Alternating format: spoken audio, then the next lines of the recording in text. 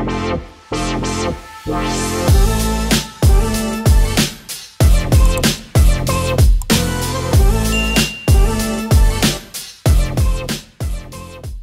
up, everybody? Welcome back to the vlog. Well, no, this ain't my YouTube channel. Welcome back to Chopping It Up. It's your boy. It's your boy. It's your boy. It's your boy.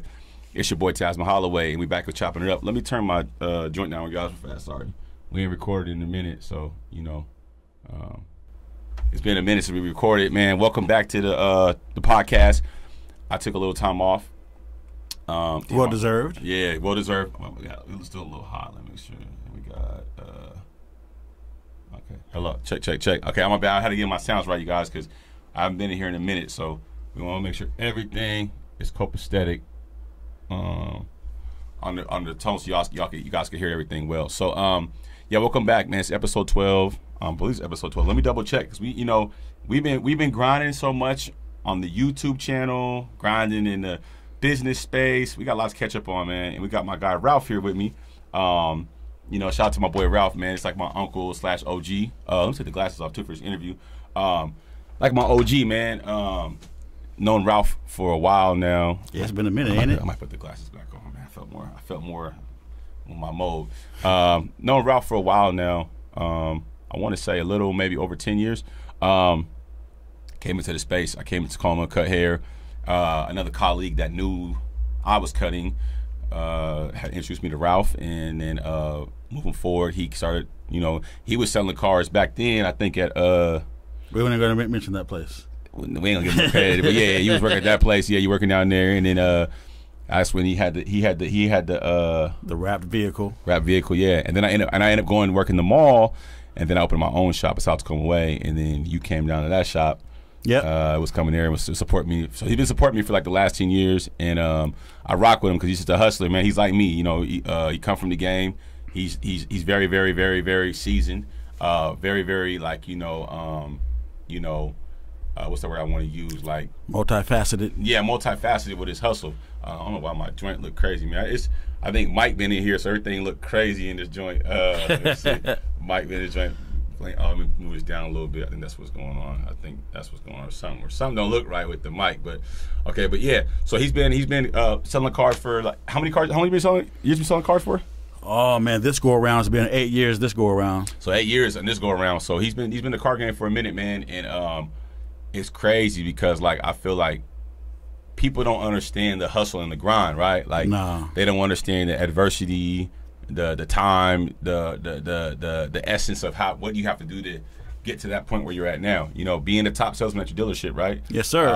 And I feel like I'm kind of like, I don't want to say I'm at the top of my game right now, but I feel like we both have obviously over the years watched each other kind of take lead and take heed to our hustles, man, and be multifaceted and be grinding and being able to still, maintain in this game, because it's not easy. It's hard, obviously, right? You grind, and then you catch your losses and your failed moments, and you have to be able to still withstand those and still be able to provide, right? Yes, sir. So what do you think? Not to get like off subject, but what do you think has kept you relevant for this long in the game, where you're at now in the game? Like, what has kept you like, be able to rock this long, and stay strong in the game like this? Well, first of all, thanks for having me, brother. Nah, come on, man. It's not, what I'm saying? This is the least I could do. And see the fresh cut he gave me, you know what I'm saying? Yeah. But I think what kept me really relevant was, number one, good customer service,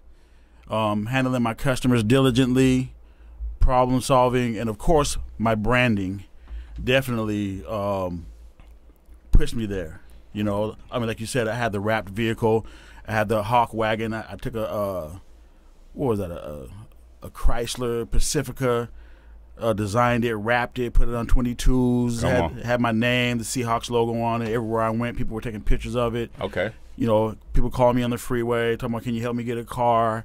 Doing that, just really staying present in social media, doing like customer video testimonials and posting those, so you don't got to hear it from me about how good I am. I let the customers speak for themselves. I like that. And of course, I was the first salesperson around here to put himself on a billboard. So, what I'm saying? And that's major. I don't think people understand that part of it. To be on a billboard, I actually I actually had to drive over there myself and see it. It was actually crazy. I was like, yo, my man really got the full face billboard on what road is that? Is that on Pacific, right? Yep, right across from the dealership. Yeah, Pacific Avenue. My man was really on the. I'm talking like huge. Like I'm like, yo, like fam, made it. You know what I'm saying? Like that to me is inspiring to me because I'm like, yo, I'm seeing it firsthand. Like, you know, he really taking his brand to the next level.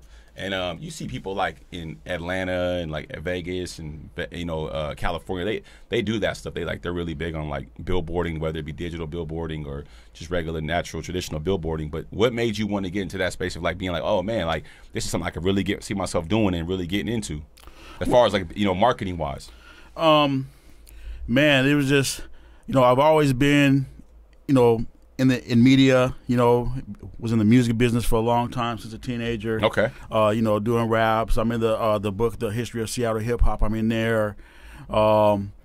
Just, you know, sometimes you can't wait for other people to help you do things. You got to take it and do it yourself. Facts, man. You know, Facts. I got tired of paying people for shabby graphics. Taught myself how to do graphics. Just like when I got tired of people, you know, doing messed up recordings and messed up music, trying to sell them to me, I just started doing my own music. So from way back then, and also all the other hustles I did in the past, kind of seasoned me to really take everything to the next level. I don't want to be your traditional salesperson that people look at every day. You Facts. know, because Facts. a lot of salespeople, you know, we get a bad name for people that's done bad stuff in the past, and we're not all like that. I mean, I've had people who bought like 8, 9, 10 cars from me alone. They won't let their family members buy a vehicle from me. Their friends can't buy a vehicle from nobody else but me. And I do get a lot of referrals every month. Like, yeah. You know, 90% of my traffic that comes to me is from me self-promoting myself, pushing my brand. And also, you know, I like to sit back and, you know, take heed and talk to cats like you, because, you know, iron sharpens iron. Facts. And we always bounce stuff off of each other, Yeah, which for helps years. us both grow. Yeah, for you know, years. on many different aspects. So, you know, I think that alone helped me get to where I'm at now. I'm still not where I want to be, because I still got a road ahead of me that I'm going to make, you know, pave that way for myself. But I'm happy and blessed to be where I'm at now. You know, I won't be happy until everybody and their mama says, go see Ralph. Which is, that's my catchphrase, go see Ralph. You know what I'm saying? I got my website, goseeralph.com. And you guys got to go see him, man. I mean, obviously, it's dope because I've like I said, over the years, you know, I think when I first met Ralph, I was in my 20s. I'm in my 30s now. And it's just crazy over time. You know, we both like have been able to sustain, do whatever, you know, recessions, we progressed, you know what I mean? We're through slow times, we progressed. If certain jobs didn't work out, you know, we progressed, you know. And so I think that to me speaks volumes of worth ethic, right? You know, yes. even if, you know, nothing's going the way you want it to go, you always got to be ready, so when that next opportunity does present itself, you're able to give it 100%. And I think that people don't appreciate that enough, you know. I was telling a buddy of mine earlier, like, you know, 90% of businesses or people that are in business are making the money off of referrals. Like, yes, marketing is very important. Social media is very important. TikTok, Instagram, podcast, YouTube, things like that. But if you're giving somebody an experience they can't get anywhere else, then that's going to ultimately make people go, hey, I like the way this particular person or business does business. I'm willing to give them whatever, send whoever, spend whatever. And I think that's one thing that I've notated to my business plan and to who I am as a business owner. Like, it doesn't matter what the pricing is, where it's located, what you have. If you know your product and you know how to sell the product, that shit is gone. You know what I'm saying? At the end of the day, and you figured that out. You figured out, like, look, all I need is opportunity. Give me a vehicle, I can take it from here. Yeah. And I think that that's pretty dope because a lot of people don't understand that. I always wanted to sell cars. Like, I've always kind of had like a little niche. I've always bought hella cars, and you know, we talked about this, you know, a couple months back. I was like, man, I kind of want to sell cars, man. You know, you're like, man, I don't know, man. It's a rough game. I'm like, I don't give a shit.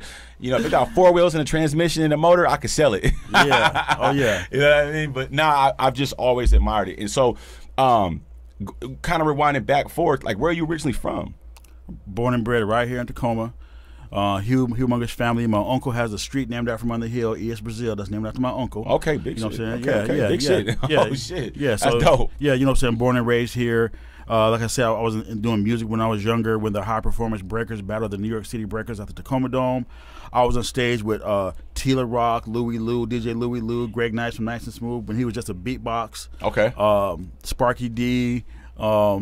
You know, I was on stage rapping with them way back then in the 80s, bro. Damn, you been out here for a minute. Like, it's a real Tacoma native. Yeah, born and bred. You know what I'm saying? So, you know, and also comes with that was, you know, being the type of person that I've been. It just, you know, I do people right all the time.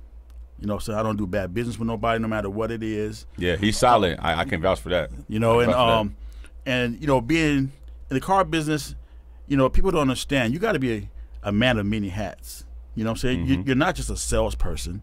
You got to be a problem solver. You got to be a counselor. Facts. Because what people don't understand from the outside looking in, you know, at a car dealership, I could get somebody into a vehicle and it could change their lives. They could go get that better job that they wanted to get that they couldn't get. Travel to or things like that. Yeah, right. For sure. You know what I'm saying? Or, you know, single parents, you know, catching the bus with their kids, you know what I'm saying? Being able to facilitate that need. And, you know you're doing good in sales, especially vehicle sales, when your customers thank you for selling them something.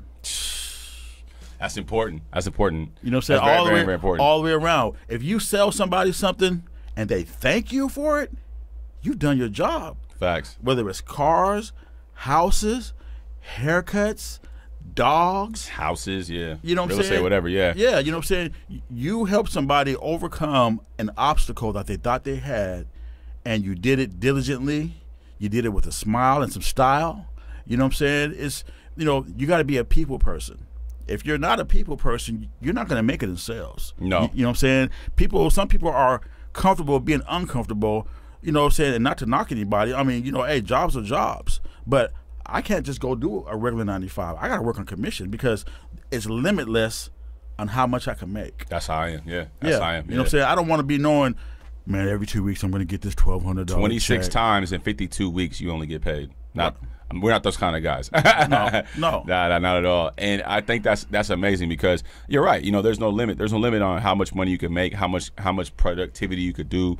I feel like the same way, and in real estate or even with my businesses I have, like, you know, there's no limit on what you can do. Like you obviously can teeter-totter in any business. And being a car salesman, I would imagine, you know, break down to the audience that might not be familiar with how is it paid, because in real estate we take 3%. It might be 3%, maybe like 2.5%, 2%, 1% of the actual transaction, and you split it 6% normally, or you split it 5%, 2.5, 2.5, depending on whatever the selling side is doing. Normally it's 2.5%. What do you feel like in the car game? How do you guys break it down? 'Cause I know there's like some slick names, like there's a hat trick, or what's it called, like. Okay. Yeah. So okay. For the people that don't know, like. Okay. So what a hat trick is minis and shit. Yeah, yeah. So what a hat trick is if you sell 3 vehicles in one day, that's a hat trick. And that's not common for most dealerships, right?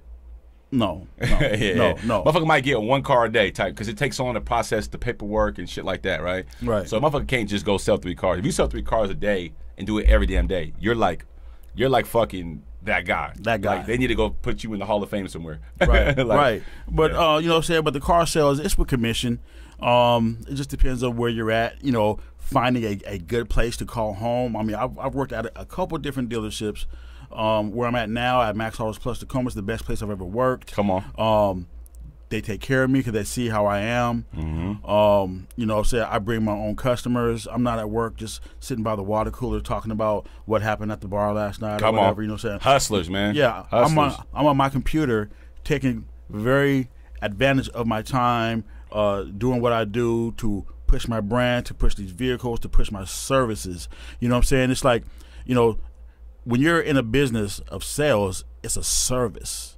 You know what I'm saying? You got to be ready to serve people. You know what I'm saying? And that's where a lot of people get the game mixed up because they're only thinking about the money. You know what I'm saying? The money's going to come. You service your people right, the money's going to come. You know what I'm saying? That shouldn't even be your first goal. Your first goal is to let everybody know who you are, let everybody know what you do. I mean, just like yesterday, you know, my phone goes off, you hear my ringtone, it says RalphSellsCars.com. It's subliminal. I've sold many vehicles like that where people called me and said, man, I was in a grocery store and I heard this ringtone and it stuck in my head, and then when my wife needed a car, voila. You know what I'm saying? I've had people walk into the dealership off of my reviews and were like, me and my wife want to buy this car out there and we want Ralph to sell it to us. You know what I'm saying? That's heavy. You know what I'm saying? You know, helping out, you know, our military, helping out people with bad credit, getting to vehicles to help build their credit. A lot of people don't understand that in the credit world. Shit's so important.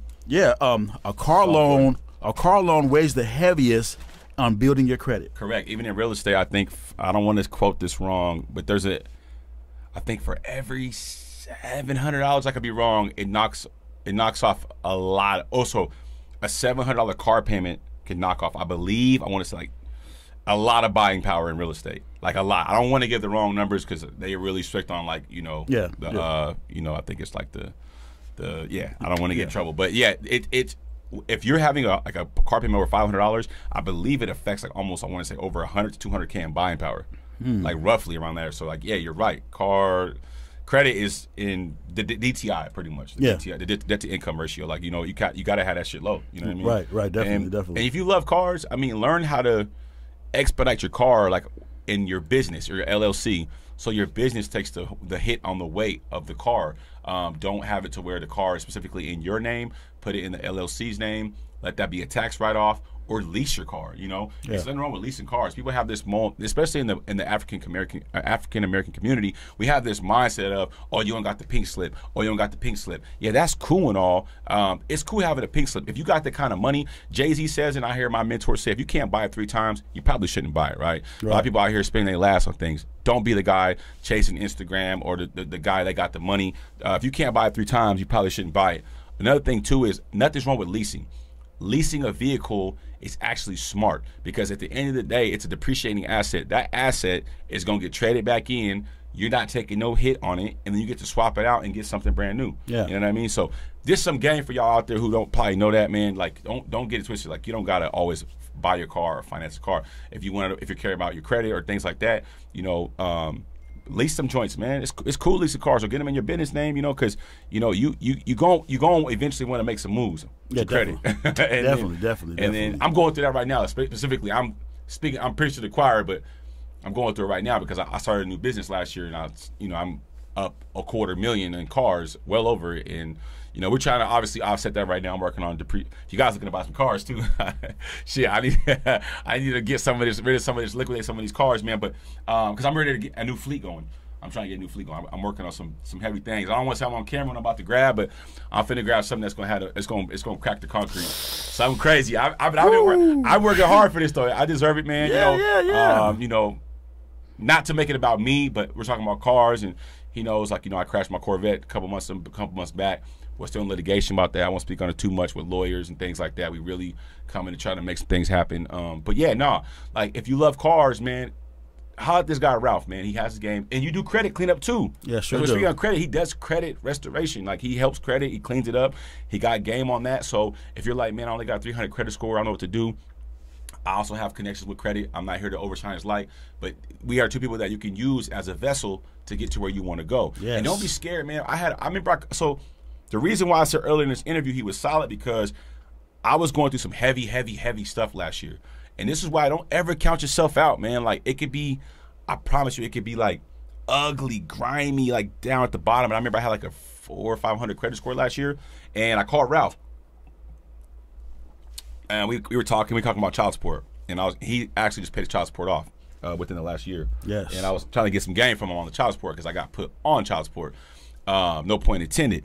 And my credit score dropped. Like, they hit me with back pay and all this other BS and shit. And I was really frustrated because I had worked so hard to get my credit up in the game. And it's crazy I took that big L because it set me back a year. And I'm going through all the litigations, and then I finally he added me to an account. And when he added me to an account, I was able to make some moves and get things put in position. Yeah. And so things like that, it's important. I wasn't prideful. He know I'm a hustler, and I'm coming out of a binge a $250,000 loss in 2020, 2021. Put on child support. I get off child support in 2021. Then I go back on child support in 2022, or in 2022. And I come to rap. I'm like, look, bro, I know a lot. And I'm always going to say it. Shout out to my boy, my boy Marvin, man. Milan Credit, man. Like I'm always going to say it. Like, I'm not prideful. People have this pride thing like, I don't want to tell you what my credit score is. Bro, you might be blocking yourself from your blessing.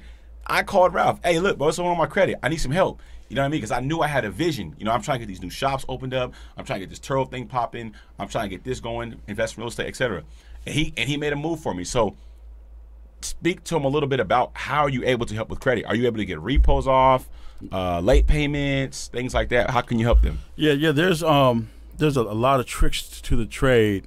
And I'm not going to give them up here. Facts. But you know what I'm saying? Yeah. Get at me.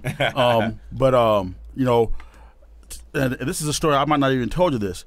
When I got back to start selling cars, I was selling hella cars. But you know what? I couldn't buy shit. Because you didn't have no credit. Credit was messed up, bro. That child support murdered me. It's crazy. Other things murdered me. So customers were coming to me ready to buy a car, and they're embarrassed about their credit. And I'm telling them, look, you ain't got to be embarrassed in front of me. Little did they know that I was in worse shape than them. You know what I'm saying? I could sell a car, but I couldn't buy nothing. So what I did was I trusted the process, and I got into credit repair, and I was also my own first customer. And I've watched and learned the program. You know what I'm saying? I had student loans taken off of my credit report. I've had medical bills taken off my credit report. I had inquiries taken off my credit report. I had a repo from back when I was married for some reason that came in my name, which I don't know how that came from, but I got that taken off my credit report. And then I was able to buy something finally, which I shouldn't have bought at the time, but because I needed to at the time. Yeah, I bought something and I had a high interest rate, which was cool because I was still in the process of building my credit, and sometimes you have to take that hit. Facts. Because you got to live, you still got to get places, you still got to do things, you still got to be able to move around. I don't like that about credit though. I think they do need a form, especially after this recession we're going through right now. Not to interrupt you, but we need to re-implement and restructure the credit system because I think that shit is all done to me. Like I don't like even American Express. They declined me. They were like, you got top tier credit, but you got too many inquiries. I'm like.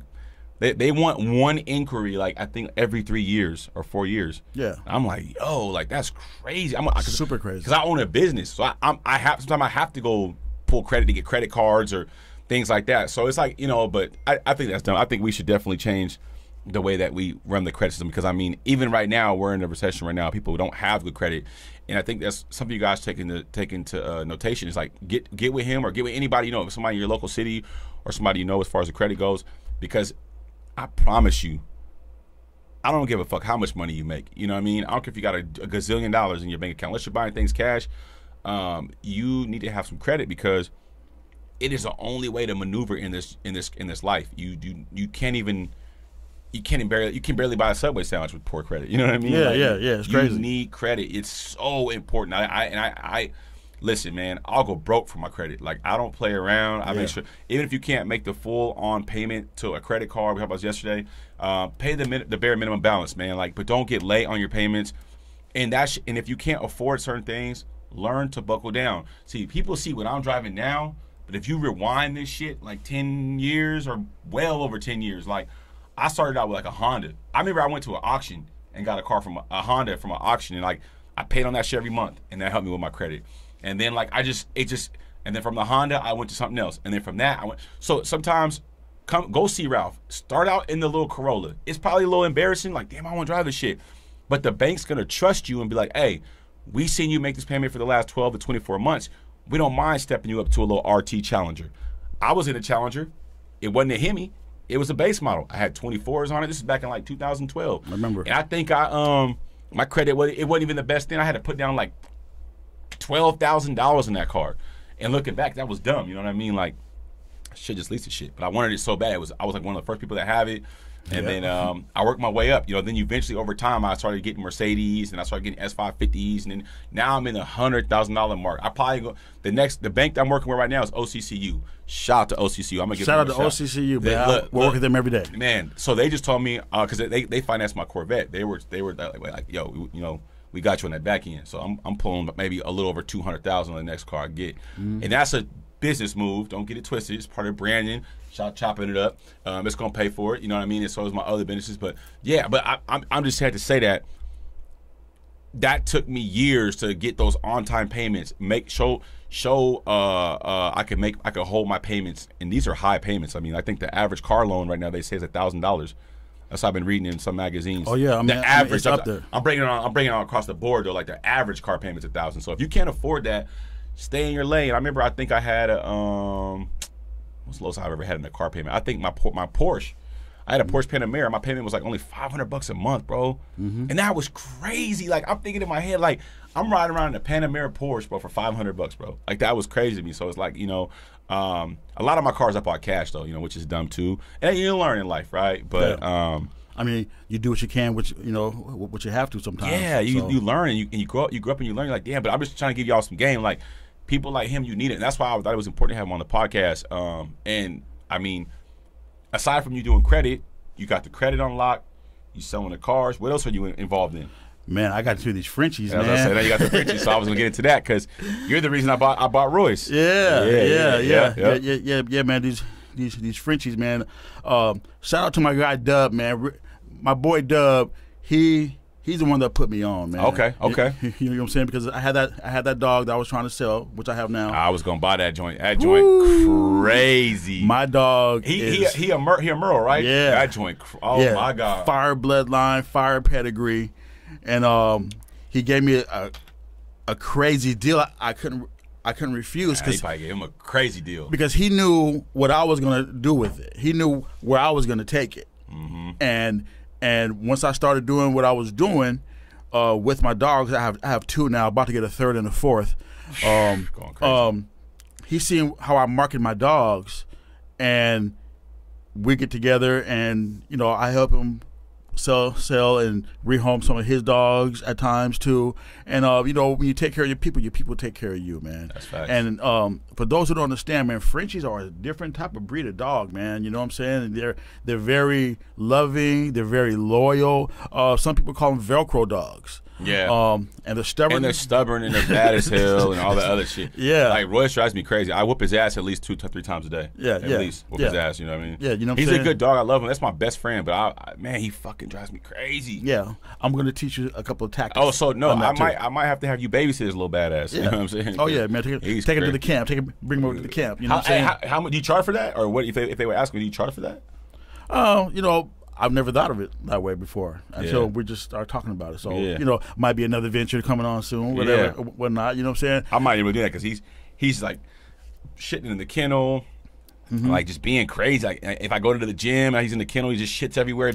That's separation anxiety. Then he like puts his shit everywhere. Like he gets it all. I'm like, bro, what are you? And then I'm having to bathe him every day. And then I'm having a problem with his ears. I'm bathing him so much, his ears are kind of like doing some crazy stuff. Oh, they're flopping a little bit. They're like peeled. They're like weird. Oh yeah. Matter of fact, I got a cool vet tech for you too. Shout out to Jenny Brown. They got to cut his ears. Nope. I'm gonna give you her information, and she'll take care of you, bro. So like because like your dog's ears did that? No. But you know what I'm talking about? Yep. But okay, so why does it do that though? I'm confused. Like, see, I'm still kind of new to this, but I got some people for you that will give us the information. Okay, cool. I need that ASAP because his ears are like. They're like splitting. It's like a bunch of splits. Yeah. All over his ears. And it's like cracking. It like bleeds a little bit. Yeah. Okay. Yeah. I belong to a bunch of groups and stuff like that. I need that. I'm like, I want my baby back. I want to have his ears clean again. Like his ears look jacked up, man. Yeah. I don't like it. I don't like it at all. I'm like, damn, I don't know what I did wrong. And they were like, well, you're not supposed to get him wet. But like, I'm always having to give him baths because he's always like shitting. And then I'm very old. I don't really like dogs. Like I'm not. Don't bash me, dog community, but. I had to get into the habit of growing with the dog. Like the smell, I don't like. I'm like no, because I'm always lighting candles in my house, and he shits, and I'm like, you know what I mean? So then we had to develop a friendship, and then like he was laying with me when I first got him. He was like a small puppy, so he started peeing in the bed, peeing on my blankets. I went through blanket sets, I went through sheets, I went through all type of shit. He done peed on everything, and I'm like, damn, Roy. So that's my guy, but he's just crazy, man. He's crazy. Oh yeah, I mean the beginning things of dealing with any kind of puppy is going to be that way, but once they're in the training process and once they're trained, like my dogs, I could leave them in the kennel 12, 13 hours. They ain't going to do nothing in there. You know what I'm saying? They're going to wait till I get home and then go do their business. You know what I'm saying? For real? Yeah. Both of them are like that. How'd you get them like that? Schedule. You know what I'm saying? I started doing schedules. Right now what I'm trying to do is, like my daughter, she has a bulldog. Well, she has two of them. And she's taught her dogs, she has a little bell that's on her back door, and the dogs go and hit the bell when they go to use the bathroom. And she's got them. Shit. Yeah, so that's my next venture. And then there's one of my buddies who breeds Frenchies. He has his dogs litter trained. He's training them as puppies to go in like a cat litter, and that's where they go use the bathroom. So that's the next level. I've never seen that before. Whoa! I was just thinking like, damn, that's next level. Yeah, and I've been watching him do it. So I'm gonna get with him, and I need to learn that too. That's like some super next level. I've never even heard nothing like that. He got him peeing in the damn litter box. Peeing and pooping. In a litter box, litter train. That's like some gangster shit. Royce, you need that because Daddy gonna whoop your ass. This boy is crazy, man. I went home last night, man. He has shit everywhere, man. I was like, bro, what are you doing, bro? Like, that's my boy, man. But he's just a lot. So okay, so you got the Frenchie thing going. You're in the car business. You're doing credit restoration. So what else do you see yourself getting into in other ventures? Do you eventually want to own a car lot? Do you ever eventually want to become like a GM? Because you've been in the game for so long and you're so seasoned and bred in this business. Do you ever suck you carrying a crew out and giving them the game and learning them? Because you should start doing Ralph's like a car salesman course. I was thinking about that also. I mean, as far as management and upper management, you don't want the responsibility. I don't want the responsibility. Yeah. I mean, it's like I like to come and go as I please. I see what managers go through sometimes, and no, I don't want all that. Damn, yeah. Because this isn't. It's hard, man. Yeah, I mean, this isn't what I'm gonna end up be doing in the future. I mean, right now, yeah, I love the business, but I want to be out the business within the next couple of years. You know what I'm saying? So, I got some other stuff in the works right now. Also, for my future, they just opened up a couple of those paperwork's ready for the dispensaries, and so they're letting black folks get access to becoming owners of dispensaries. I want to get in that business so bad. Yeah, so they opened up 12 of them. They had a finalized date last month, and me and a couple other people, we got our LLC set up. We got everything set up, so we're in the process of trying to, be some of the first black, people out here to own a dispensary, not just work there, but be owners. That's beautiful because I want to get in that space. And we can talk about that off record because I want to get into that space so bad. I think that's really dope. And the medical marijuana business is like crazy. Like you're making. Oh yeah, definitely. Shout out to Berner. Like I watched an interview with him. Like he going crazy. Oh man, he's the man. I think he made like $600 million off the business. Yeah. So I've been watching what Berner's doing, and I'm just kind of like taking heed to it. Like shout out to Berner. That boy, he inspired me. I said that boy, he made over $500 million. I said, damn. I'm doing something wrong, man. So, you got so much going on, man. I mean, and you said earlier in the interview, like you was kind of involved in the music business a little bit. So, what were you doing? Producing? Were you making beats? Were you rapping? Well, since the early mid '80s, you know what I'm saying, I was an MC, not a rapper. MC. A lot of people don't understand there's a difference. When you say MC, what's the difference between that and a rapper? So, a rapper is just they're in the game, they do what they do. MC, master of ceremonies, move the crowd. MC, it's even a lot more deeper because there's not all the gimmicks. You know what I'm saying? Like a lot of these rappers have a lot of gimmicks and stuff like that. That's the labels though, doing that corny shit. Yeah. Right. But it's also them too. But an MC is somebody that can get on any type of track and make it happen. You know what I'm saying? I'm well seasoned in this. I mean, and about that is, this is something that I always bring up, and people get mad at me. But why are we trying to put an age limit on hip hop and rappers? And shout out to Gilly the Kid. I love watching their podcast. Yeah. Funny as hell. But he was talking about that, like, you know, he was saying that he don't want to rap. He thinks he's too old for it. But I thought in my head, like, Jay-Z still drops bars. And he's like 50 something. Yeah. So like I don't think there's a limit on rapping. No, I'm thinking about it. Rock groups, rock and roll, them niggas be like 60, 70 years old. Country music. Yeah. Garth Brooks and shit. Still performing at the Pure Fair. Yeah.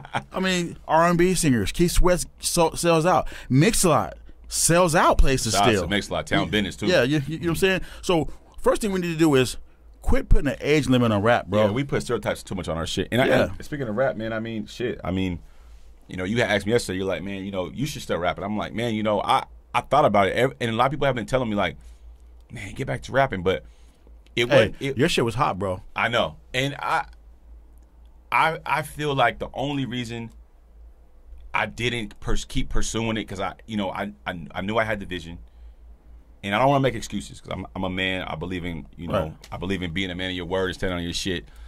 And it's crazy you talked about this prior to this conversation is sometimes, and this is where shit get real, you could be so good at 50 different things that you don't know which one to choose.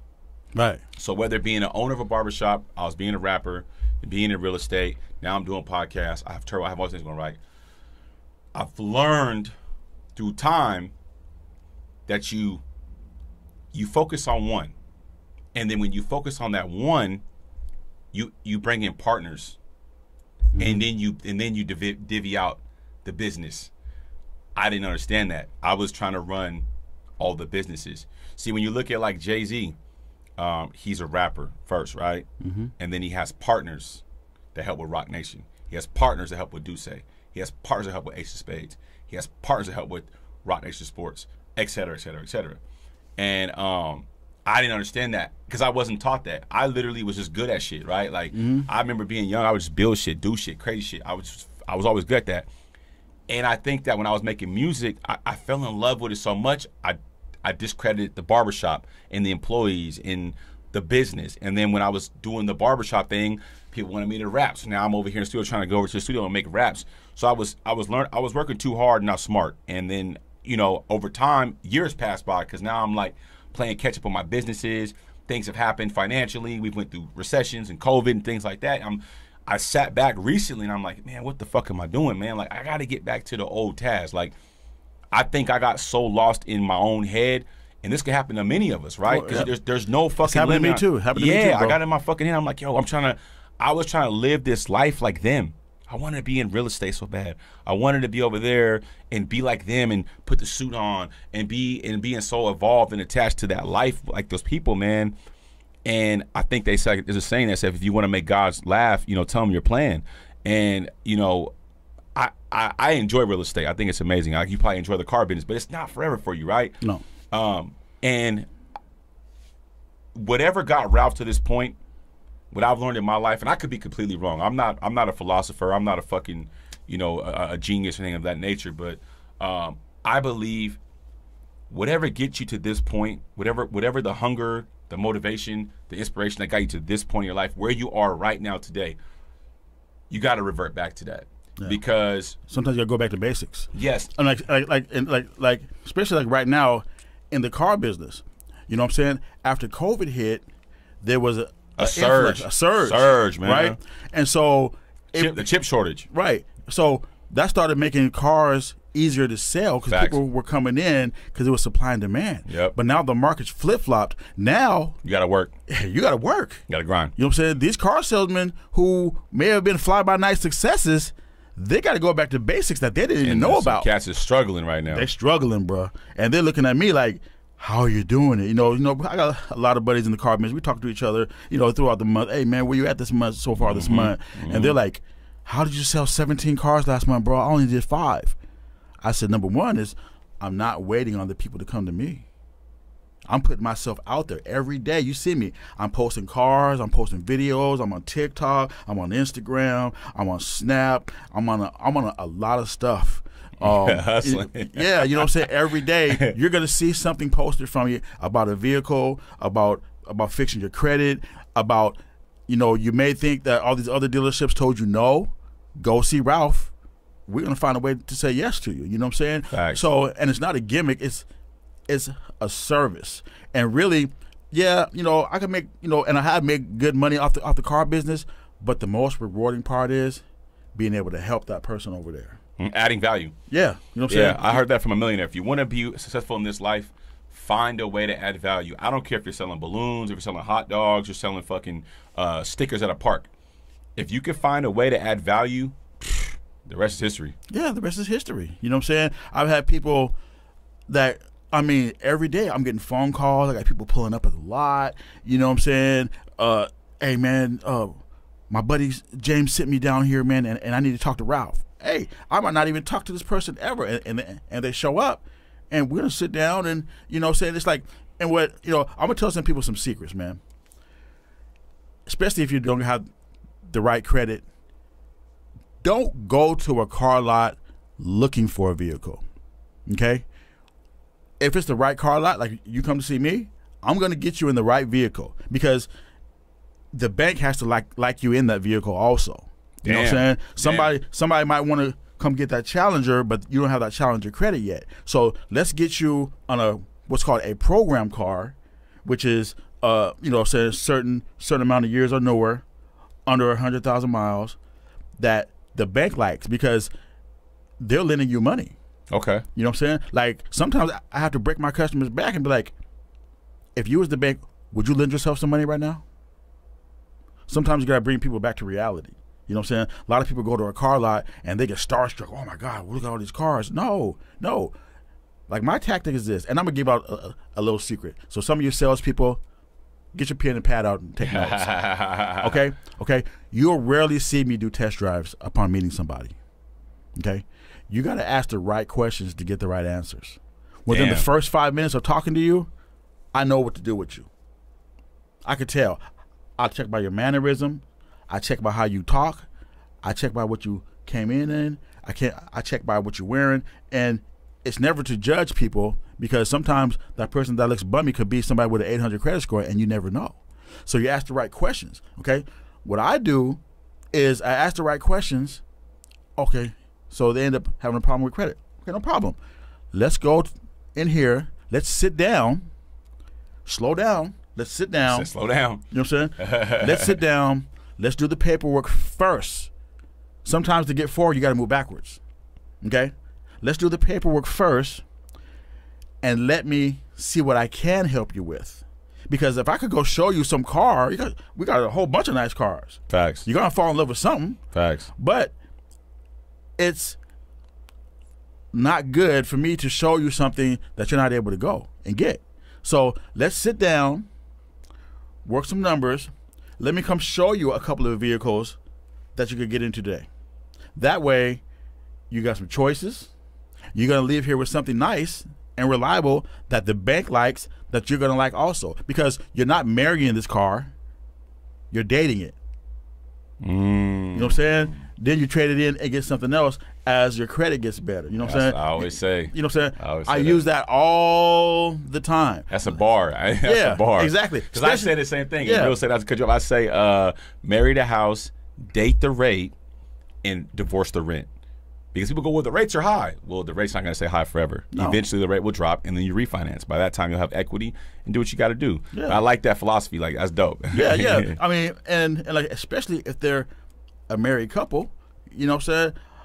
I'm going to tell them something like, hey, I know this is your husband, but he wasn't your first boyfriend.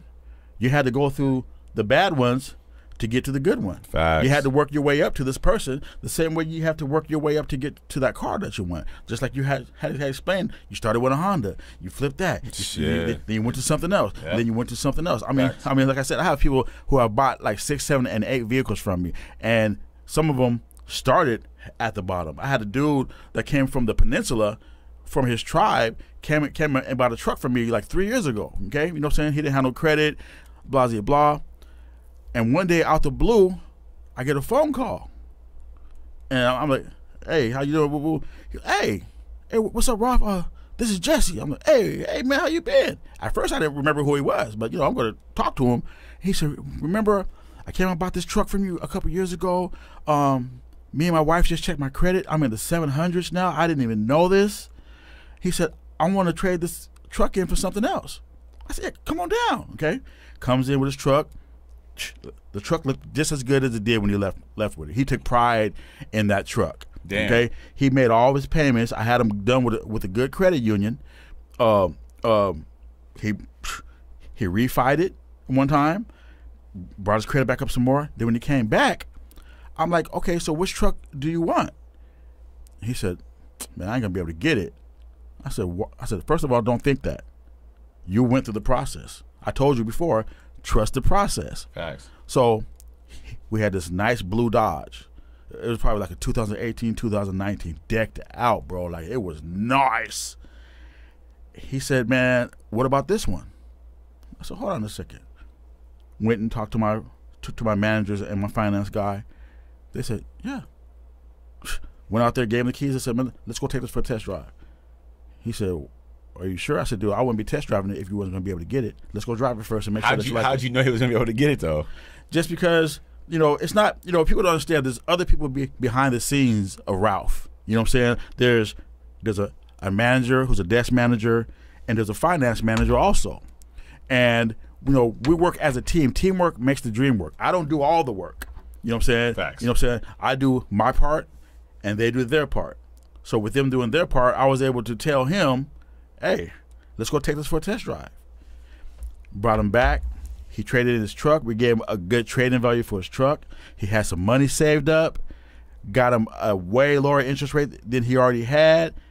Better payments in the truck of his dreams. Damn. In the truck of his dreams. Damn. And so, that, and he's also brought me his family members and the other people from his tribe also, because I've helped him out. He came back and brought me 2 more customers at one time. You know what I'm saying? Because I did a good job with him. His family members start trickling in here and there. You know what I'm saying? So, it's like you do the good business, the people will come. The referral that we spoke about earlier. Yeah. The referrals, because if you look at Lamborghini and Ferrari, even Nordstrom's, I think I've seen like maybe one Nordstrom commercial, but I don't think they even have commercials. But Nordstrom's, Ferrari, and Lamborghini do not spend money in marketing. You have never in your life been watching the Super Bowl on a Sunday and seen a Ferrari commercial. You've never seen a Lamborghini commercial, and you've never seen a Nordstrom commercial. Or Chinese food commercial. No, or Chinese food commercial. And the reason why is because they understand that the consumer that is driving their car doesn't watch TV. Those guys don't watch TV. The guys that are watching TV probably are renting those cars. The guys that are specifically to be a Ferrari member, you have to be in a categorized way of getting the Ferrari.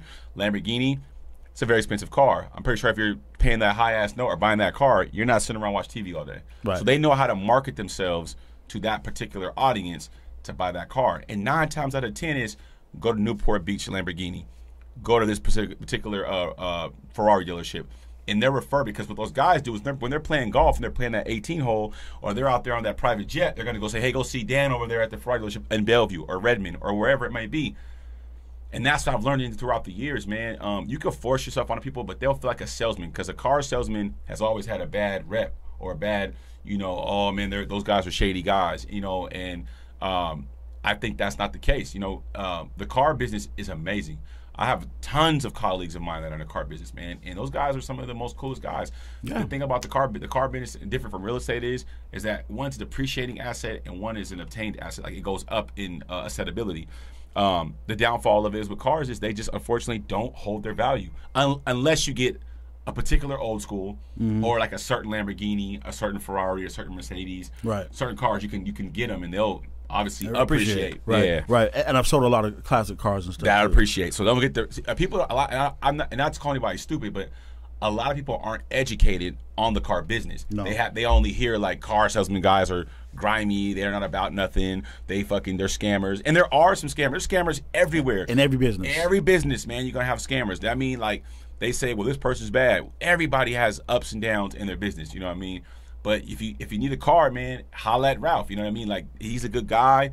And slowly before we wrap it up, what would you give the young guy out there that's coming up in the game, trying to find his way in the car business, trying to figure out how do I sell 20 cars a month? How do I sell 17 cars a month? How do I move these units like that? Because obviously it comes with consistency. Yep. It comes with marketing and getting referrals. But what would differentiate you from where you see you are now to where you, like, you know, how you got to this point? Because it always wasn't 17 cars a month. No, definitely. I mean, the most cars I've sold in 1 month was 25 in 1 month. Yeah, I remember that. That was in 2021. 2021 and 22. Damn, boss shit. You know what I'm saying? Boss shit. You know what I'm saying? Yes, I was. Hold on. Let's cut you off. What that feel like? That check, like 20 G's come? Whew, it was up there. Damn. It was up there. You know how you feel? You're like, we eating lobster tonight, baby. Yeah. You know what I'm saying? You know what I'm saying? At my dealership, I was Salesman of the Year 2 years in a row. I'm going for my 3-peat this year. Anybody watching that works on my dealership, come on, give me a run for my money. I'm ready. You know what I'm saying? You know, it's just friendly fire. Friendly competition. Yeah. You know what I'm saying? But the whole thing is, man, consistency. You know what I'm saying? Consistency. I like you have to do the work. The average car person is going to be below average because they're not ready to do the work. And the work that nobody wants to do, too. No, the work that nobody wants to do. And, you know, people think, okay, I'm going to go get a website and I'm going to be able to be like Ralph. No, it doesn't work that way. What's going to make the people come to your website? Are you doing all the type of stuff to make people to drive traffic to your website? You know what I'm saying? People think that I'm going to get a website and it's going to pop like that. No, it doesn't work that way. Every day I'm posting. You know what I'm saying? Sometimes my girl posts for me. You know what I'm saying? Sometimes my kids are posting because people know, you know, you're going to make at least $200 for the referral if they buy a car. So there's some people that, I mean, before I had somebody who was a housewife, she was bringing me like 5-10 people a month until her husband got stationed somewhere else. But she was bringing me people, and especially people from the military. She was bringing me people every month, and she was getting her ush every month. Bang, bang, bang, bang, bang. You know what I'm saying? So if you need money and you're around here, you know somebody looking for a car, bring them to me. They get a vehicle. You're going to get $200 every time, and there's no limits. You can bring me 5 people, 10 people, 20 people. Hey, somebody needs to come and take that as a serious business. Shit. You know what I'm saying? Yeah. Serious business. You work from your phone. You don't got to sell nothing. You just post my vehicles, and you're the contact person. You get the person's name and number, and then you get them to me. Don't just send them to the dealership because they're going to be so happy to get down to the dealership. They're going to let anybody sell them. No, you get their name and number, give it to me. I'll do the rest. You throw me the alley-oop and I'm gonna slam dunk it. I'm gonna make sure they get into something nice. And you get some money in your pocket. Damn. I mean, what else can you guys say? I mean, like, shit. He pretty much hit the nail right in the head. You know, I mean, I respect this grind. I want to give you your flowers while you're here as well, man. Appreciate it. Same to you, bro. I want to give you your flowers, man, because I feel like, you know, a lot of us black men don't. I feel like we don't get a lot of flowers to each other and give each other respect. And I think, you know, there's so much competitive competition. Like, well, what is he? Well, he's not doing this, and he ain't driving that, and he ain't got that. Well, at the end of the day, you taking care of your family, you taking care of your kids, taking care of your shit. Yeah. And I commend you for it because I mean, you know, I've obviously seen you grind, and you know, you never gave up on your grind. You know, facing adversity, facing problems, trials, and tribulations that we speak about in the shop, things like that. I've seen you kind of just keep pushing. I was able to lean on you for my times of you know, adversity and my challenges, and I never take that for granted because I mean, as fast as God to give you something, He'll take it from you, right? Right. So you got to always remember, man, relationships worth more than money. Yeah. I was able to call him, and my most fucked up situation I was going through. I can't believe it. Yeah, and I was able to come out of that on top. I mean, you know, and I was honored. You know what I'm saying? Because I know the type of person you are. You don't let everybody know your business. Nah, but for you to trust me enough to sit back and talk to me and listen. Yeah. You know what I'm saying? Yeah. And be humble. You know what I'm saying? You listened. You know what I'm saying? And like I said, iron sharpens iron. You know what I'm saying? Yep.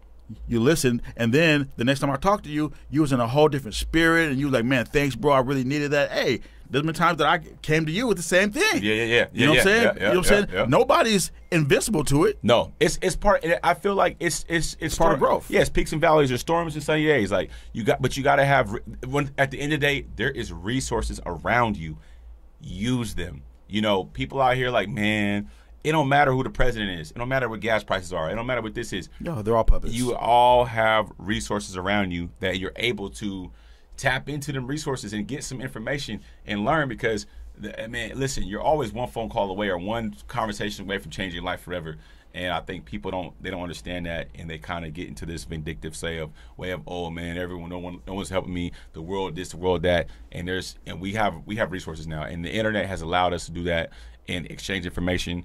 Information is traveling faster than it's ever traveled before. Yeah. With technology being the way it is, you're able to get your credit fixed faster. It might be something your credit as small as the wrong information. Sometimes credit companies put the wrong information on your credit, and it could just be you just addressing it and then removing it. Yeah. I've had that happen with child support. We talked about that. They put the wrong thing on my credit, and that I was like, what? And it was removed, and they removed it, and my credit shot up. You know what I mean? So there's just ways about using your resources, and you guys got to get into that. Don't be in your own way. Yeah. A lot of you guys are in your own way. You're like, oh, I don't know what to do, but you got me, you got Ralph, you got the internet, you got YouTube, you got so many different resources out here that are able to allow you to in certain doors you never even thought you can even get into. And don't give up on yourself. Don't give up on yourself too. Yeah, that's number one. Yeah. You got to believe in yourself to have somebody else believe into you. Yeah, that's facts. And I mean, it's gonna get ugly. It ain't always gonna be fucking. This shit is the thing that the word life is a real thing, and this motherfucker is. It's gonna break you down and whip your ass and build you up, but when you got knowledge and you understand, oh, I've been here before, or I smelt that before, or I tasted that before, you become familiar with certain things and you won't make the same mistake twice. Right. So you come from the game, man. And I appreciate you coming in today, Ralph, man. Appreciate you having me, bro. This is my dude, man. Like like I said, I always admire you. To me, you're a great father, a great leader. I've learned a lot of game from you with the dogs, with the Frenchies and shit. Just watching you come in the car game, grind it out. You've always supported my business. I think you support everybody's business. I feel like you're not a hater. Like, nah. Like he's not a hater. He gonna post the real estate agent. He gonna post the guy with the smoothie shop. He gonna post the guy with the rim shop. He gonna post the guy with the dog spot. I commend you for that, bro, because we all out here trying to make it. At the end of the day, man, we all trying to make it. And there's a lot of egotistical people out here, but you've never been that guy with me. No, and I would love to share my platform and allow you to come on and give your testimony on how you got to where you're at, because I think it's important. And not only is it important, it shows that no matter what you went through and what adversity you had to face, you were able to still pull out and be a top salesman at the dealership. And that speaks volumes, because we're in a predominantly white state, for one, and two, it's like under 4% blacks in Washington.